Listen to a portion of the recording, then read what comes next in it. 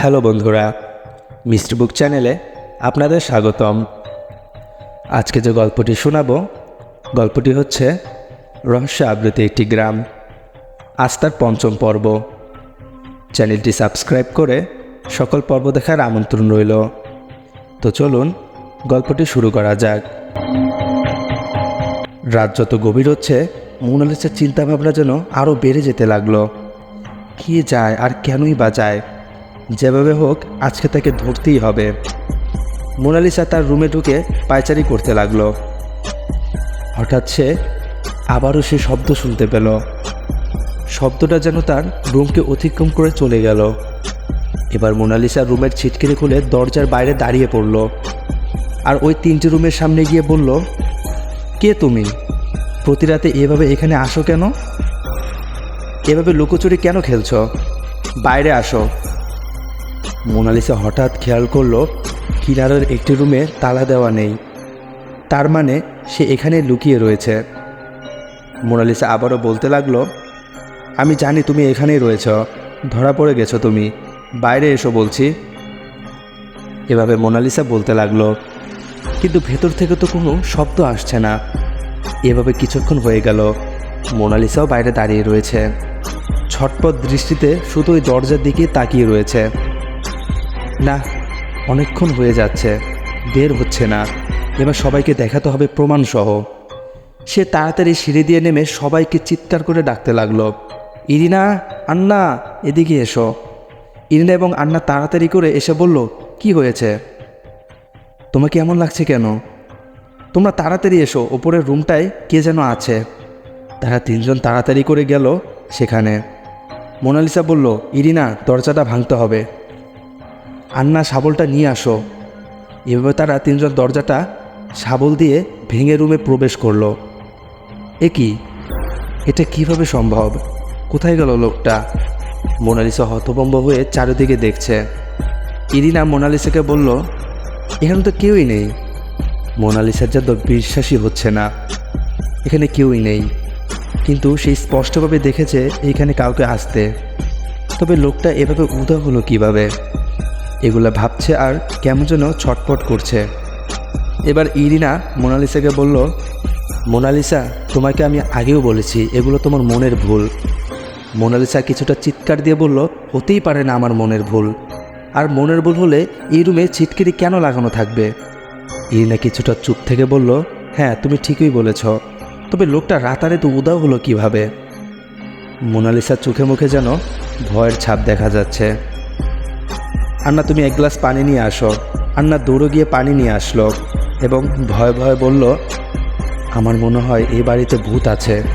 আমরা কি ভূতের সাথে বসবাস করছি নাকি? চুপ করো আন্না, এসব কি বলছো? ইরিনা কিছুটা বিরক্ত সহকারে বলল। মোনালিসা, তুমি পানি খাও আর নিজের রুমে গিয়ে বিশ্রাম নাও। আমার মনে হয় তোমার কিছুটা ঘুমের প্রয়োজন।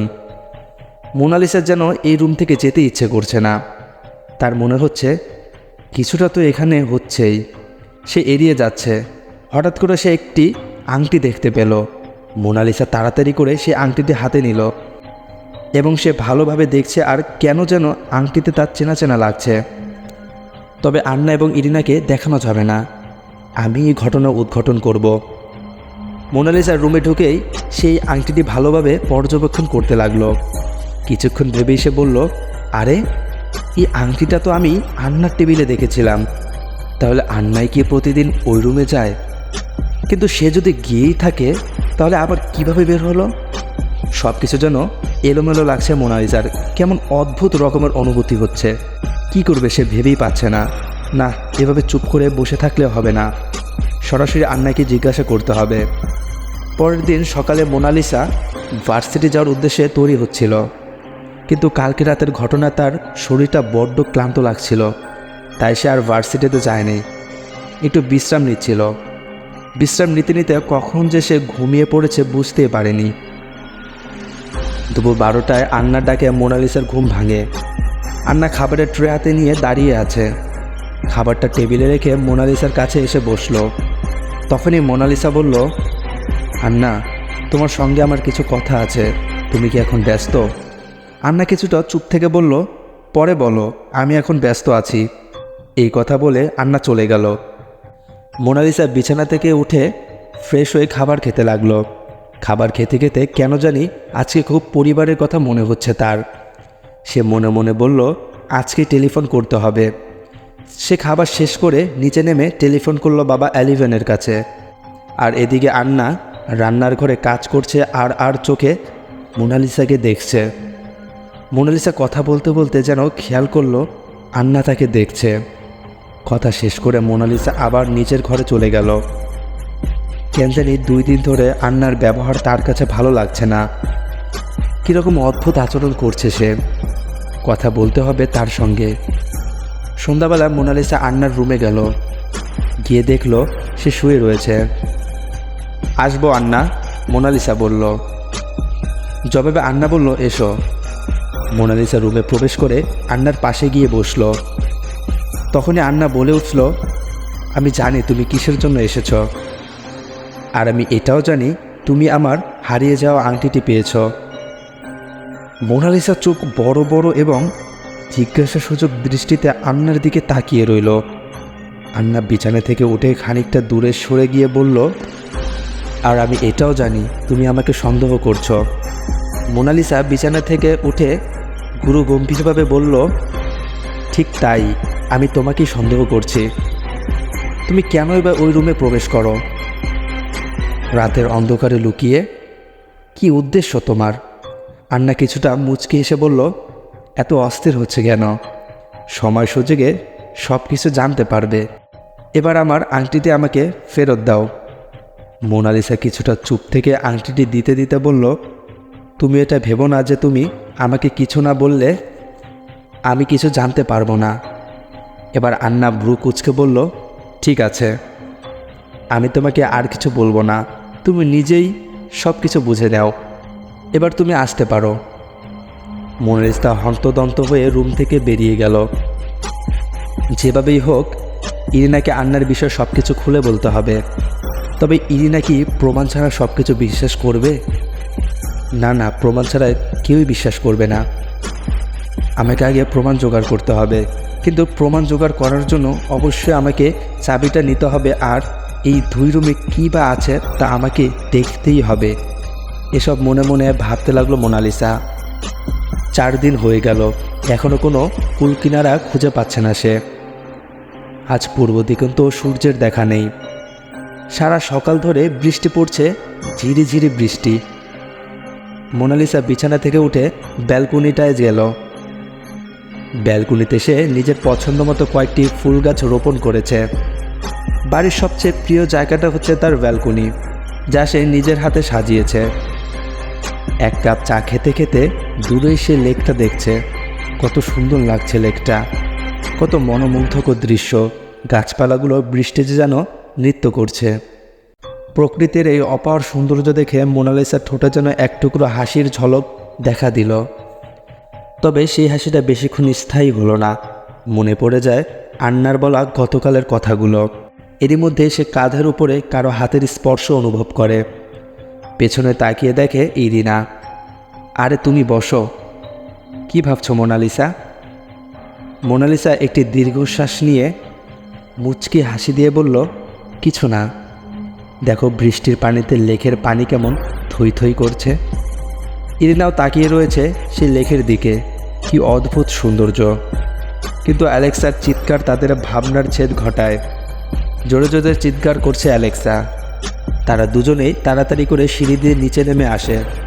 অ্যালেক্সার রুমে গিয়ে দেখে অ্যালেক্সা চিৎকার করছে।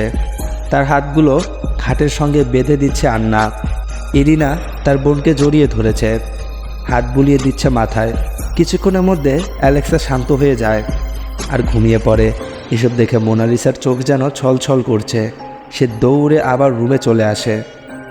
এসব কষ্ট যেন সে আর নিতে পারছে না। দুপুর গড়িয়ে বিকেলবেলা। ততক্ষণে বৃষ্টি থেমে গিয়ে আকাশে হালকা রোদের আভা দেখা দিয়েছে। গাছে লেগে থাকা বৃষ্টির ছোট্ট বিন্দু যেন রূপোর মতো জল জল করছে। দেখতে খুব সুন্দরই লাগছে। এই আবহাওয়ায় একটু বাইরে থেকে ঘুরে আসা যাক। সন্ধ্যায় মোনালিসা বাড়িতে এলো। বাড়িতে ঢুকে দেখলো বসার ঘরে কেউই নেই। একটু যেতেই দেখা গেল ইরিনা ও আন্না অ্যালেক্সার রুমে। দুজনে মিলে অ্যালেক্সাকে খাইয়ে দিচ্ছে। মোনালিসাকে দেখে ইরিনা বলল, তুমি এসেছ? আন্না তোমার খাবারটা উপরে দিয়েছে। মোনালিসা বলল, তোমরা খেয়েছ? উত্তরে আন্না হ্যাঁ বলল। রাত 2:30 বাজে। আবারও যেন কানে ভেসে উঠতে লাগলো সেই শব্দ। তবে গত কয়েকদিন এই শব্দ পাওয়া যায়নি। এবার মোনালিসা নিজের রুম থেকে বেরিয়ে আবারও সেই রুমের কাছে আসলো। এখন সে দেখছে রুমের দুটিতেই তালা দেওয়া, একটিতে দেওয়া নেই। মোনালিসা আস্তে আস্তে দরজাটা খুলতে লাগলো। আজকে রুমের ছিটকিটিটা দেওয়া নেই। রুমে একটি বাতি জ্বলছে, হালকা নিভু নিভু ভাব। এবার মোনালিসা আস্তে আস্তে রুমটায় হাঁটছে আর পর্যবেক্ষণ করছে। রুমে একটি পুরনো আলমারি, দুটো চেয়ার আর হালকা পাতলা পুরনো আসবাবপত্র। মোনালিসা চারদিকে অবাক হয়ে দেখছে। তবে আলমারিতে কি আছে? আলমারিটা হালকা টান দিতেই খুলে গেল। আলমারিতে বিভিন্ন কাগজপত্র, তবে আলমারির ভিতরে সে দেখতে পেল একটি পুরনো ডায়েরি। মোনালিসা অবাক হয়ে দেখছে আর ভাবছে, এটা কার ডায়েরি হতে পারে? আশা করি পর্বটি আপনাদের কাছে ভালো লেগেছে। ভালো লাগলে অবশ্যই কমেন্ট করে জানাবেন। এভাবে পরবর্তী পর্বগুলো দেখার জন্য চ্যানেলটি সাবস্ক্রাইব করে মিষ্টি বুকের পাশেই থাকবেন। ধন্যবাদ।